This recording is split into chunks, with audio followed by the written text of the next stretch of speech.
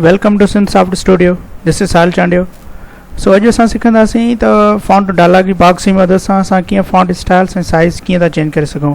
अॼु असांजो tutorial depend करे थो त फॉन्ट डायलॉग बॉक्स ते। लेट्स सी असां पंहिंजे ट्यूटोरियल तरफ़ था हलूं त सभ खां पहिरियां असांखे छा करिणो पवंदो त असां ईंदासीं टेक्स्ट बॉक्स ते। टेक्स्ट बॉक्स खां पोइ असां छा कंदासीं डायरेक्टली असां खणंदासीं फॉन्ट डायलॉग बॉक्स। ही असांजो फॉन्ट डायलॉग बॉक्स असां जस्ट छा कंदासीं हिन ते क्लिक करे तव्हां हिते ड्रैग कंदुसि, हिते असांजो फॉन्ट डायलॉग बॉक्स अची वेंदो। जीअं अची वियो असां कोडिंग हिन जी स्टार्ट कंदासीं। स्टार्ट करण खां पोइ असां हिते ईंदासीं फॉन्ट ते। फॉन्ट स्टाइल जीअं बटन आहे असांजो, बटन रखियोसीं। हिन बटन खां पोइ असां डायरेक्टली डिफाइन करे सघूं था हिन जी मदद सां। ठीकु आहे, हिते असां फॉन्ट ते ईंदासीं। जीअं असां फॉन्ट जी मदद सां असां डायरेक्टली जेको बि टास्क हूंदो उहो कंप्लीट कंदासीं। सभ खां पहिरियां असां हिकु ऑब्जेक्ट ठाहींदासीं फॉन्ट जी मदद सां। असां छा कंदासीं त जेको फॉन्ट आहे उहो असां लिखंदासीं फॉन्ट, असां लिखंदासीं डायलॉग। ठीकु आहे, डायलॉग खां पोइ असां ऑब्जेक्ट ठाहींदासीं, इज़ इक्वल ॾींदासीं न्यू। असां ऑब्जेक्ट ठाहींदासीं। ऑब्जेक्ट में कहिड़ो हूंदो जेको असां फॉन्ट डायलॉग था ठाहियूं। ठीकु आहे, फॉन्ट डायलॉग खां पोइ असांखे डायलॉग शो थिए, यानी कि ऑब्जेक्ट खे असां कॉल कंदासीं, शो थिए असांजो डायलॉग बॉक्स कंहिंजी मदद सां, ऑब्जेक्ट जी मदद सां। ठीकु आहे, हीअ असां जस्ट कॉल करायोसीं ऑब्जेक्ट ठाहे करे ऐं असां हुनखे डायलॉग बॉक्स खे ओपन करण जे लाइ असां यूज़ करायोसीं। उन खां पोइ असां छा कंदासीं, असां था चऊं इन खां टास्क कम वरितो वञे, यानी कि लेबल जो ऐं टेक्स्ट बॉक्स जो जेका साइज़ ऐं स्टाइल सां चेंज कयूं त उन जे लाइ असांखे यूज़ करणी पवंदी इफ़ कंडीशन। इफ़ कंडीशन में असां कॉल कराईंदासीं DLG, मतिलबु कि जेको असां ऑब्जेक्ट ठाहियोसीं उन ऑब्जेक्ट खे शो कराईंदासीं डायलॉग। डायलॉग खे शो करण खां पोइ ब्रैकेट्स ॾेई करे असां इज़ इक्वल ॾींदासीं कंहिंजे, यानी कि जेका रिज़ल्ट थिए उहा असांजी ओके थी वञे कंहिंजी, डायलॉग बॉक्स जी। ठीकु आहे, डायलॉग बॉक्स रिज़ल्ट असांजी ओके थी वञे। ओके असां हिते सिलेक्ट करे खणंदासीं। उन खां पोइ असां ॾींदासीं, जीअं असां हेठि आयासीं त असां डेफिनेटली ब्लॉक ठाहींदासीं इफ़ जो ब्लॉक ठाहिण खां पोइ असां ॿ वेरिएबल डिफाइन कंदासीं। हिकु असांजो स्ट्रिंग डेटा टाइप हूंदो। स्ट्रिंग डेटा टाइप में असां फॉन्ट जेको वेरिएबल आहे उहो डिफाइन कंदासीं। ठीकु आहे, उन खां पोइ असां फ्लोट स्टार्ट कंदासीं।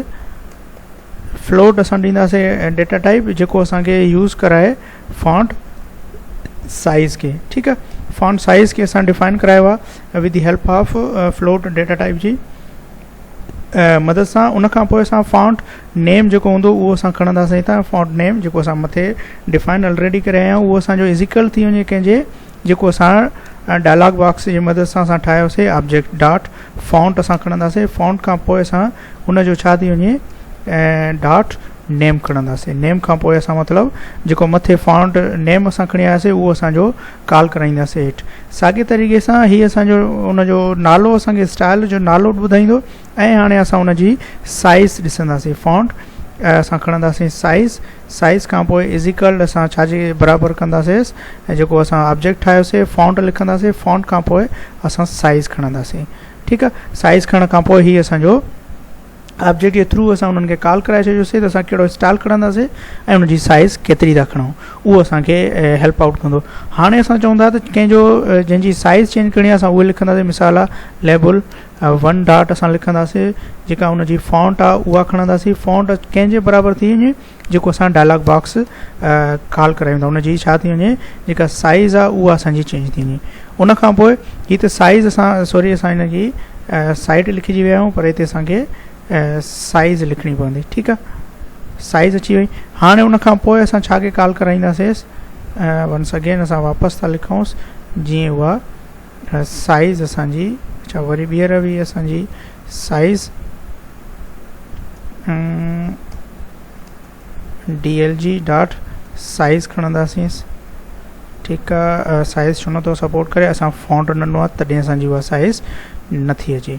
त साॻे तरीक़े सां छा कंदासीं, हिते फॉन्ट ॾींदासीं। फॉन्ट खां पोइ में असांखे जेका हुनजी साइज़ आहे उहा असांखे ॾेखारे।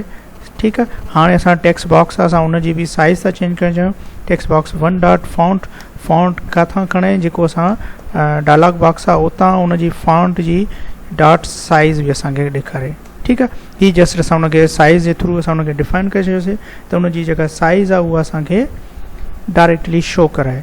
ठीकु आहे, पोइ असां छा कंदासीं, हाणे हिनखे रन करायूंसि त असांजो हिते एरर छो पई अचे ॾिसूं।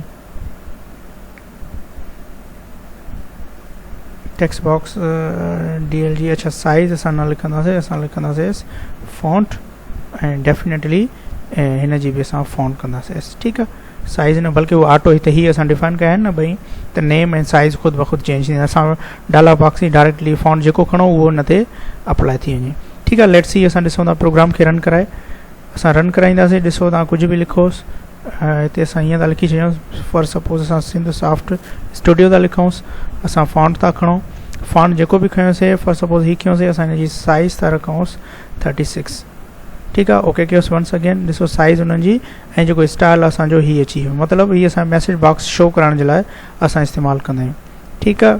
हीअ असांजा स्टाइल्स वग़ैरह हुन जे थ्रू तव्हां डिफाइन करे सघो था, मतिलबु त तव्हां जेको हीअ मैसेज बॉक्स आहे, तव्हांजो मैसेज बॉक्स शो करण जे लाइ जेको असां शो थो थिए उहो जस्ट तव्हां हिन कोडिंग में लिखंदा, जेको असांजो मैसेज बॉक्स आहे उहो असांजो जेको शो कराईंदासीं मैसेज बॉक्स, ठीकु आहे। जेको शो थो थिए उहो असांजो डॉट शो खां पोइ असांखे छा ॾेखारे, फॉन्ट नेम, ठीकु आहे। उन खां पोइ असांखे ॾेखारे प्लस करे हिते, ऐं हिते असांखे हुन सां गॾु कॉन्केटिनेट करे असांजो फॉन्ट साइज़ खे, ठीकु आहे। हीअ असांजी फॉन्ट साइज़ अची वेंदी, जेको असांजो मैसेज शो पियो थिए उहो एक्चुअली असांजो मैसेज हीअ आहे, ठीकु आहे। जेका कोडिंग असांजी हीअ आहे, हिन जे थ्रू तव्हांजी जेका कोडिंग हूंदी उहा तव्हां डायरेक्टली शो कराए सघो था with the help of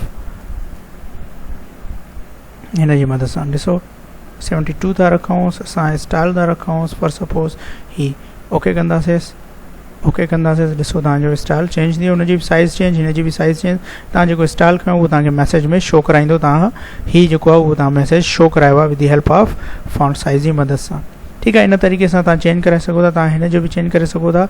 just तव्हां छा कंदा त डिफाइन कंदा, उहो लेवल 1 आहे, तव्हां लेवल 2 कंदा त ख़ुदि ब ख़ुदि हुनजी साइज़ ऐं स्टाइल चेंज थींदो। होप तव्हांखे असांजी ट्यूटोरियल सम्झ में आयो हूंदो। असांजे चैनल खे सब्सक्राइब कयो ऐं पंहिंजे दोस्तनि सां ज़रूरु शेयर कयो। Thank U for watching.